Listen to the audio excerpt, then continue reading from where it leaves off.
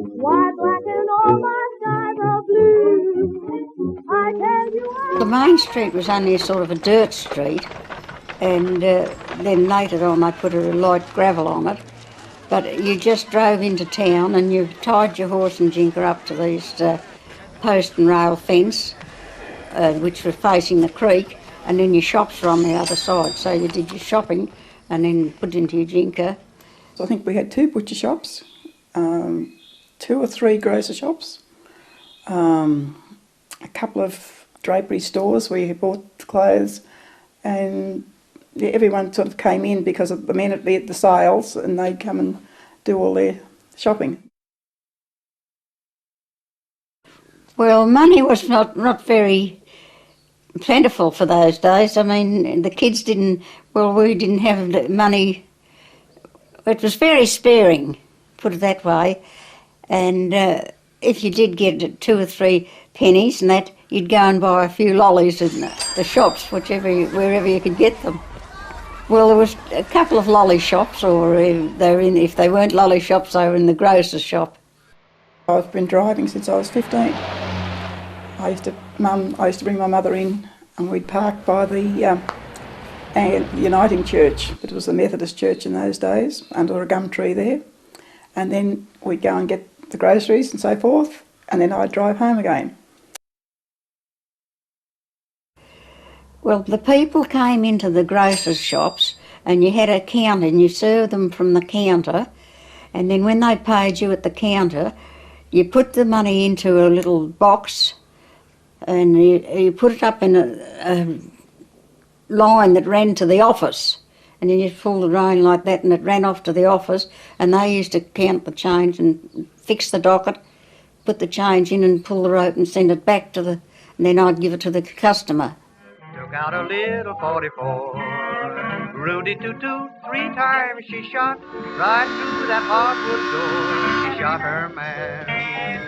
Well, the train station was up at Railway Avenue, just off to the right off Sampson Street, the top of Sampson Street. Well, there was a train left here of a morning and came back here again at night. And they went to Bendigo and back in the day. They come back at night. And I have a feeling that it could be 3 times a week the goods train would come. And people used to sell their, you'd hear them loading the cattle and the pigs to go to Bendigo, I would imagine. So a lot of stock went. And then they'd turn the big steam engine around down there at the end of it's a railway reserve. And they'd turn it round and away they'd go with it again. You'd hear them shunting most of the night sometimes. Yes, putting different ones on. And it was fairly big because we're at the end of the line here.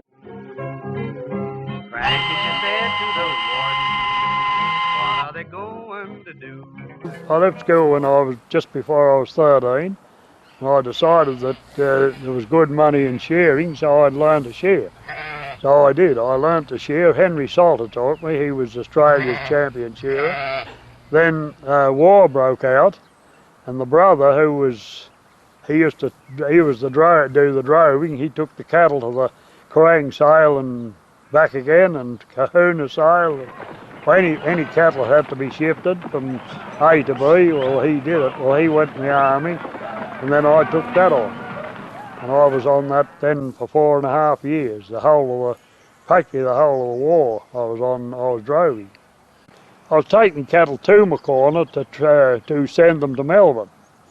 And when I got to Corner, this bull that I'd picked up only about 1.5 miles out of town, when he saw the children come out from school and all the crowd about, he panicked.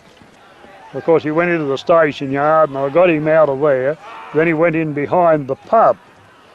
So in the process of getting him out, I brought him up the veranda, and I thought that he'd go out and around the end of the pub, which was the main bar, but there was a small, just ordinary sized door there, and he didn't come out, he went straight in the door, into the main bar. And when I got out to the front of the pub, there were 7 or 8 blokes out on the street that had already gone out the doors.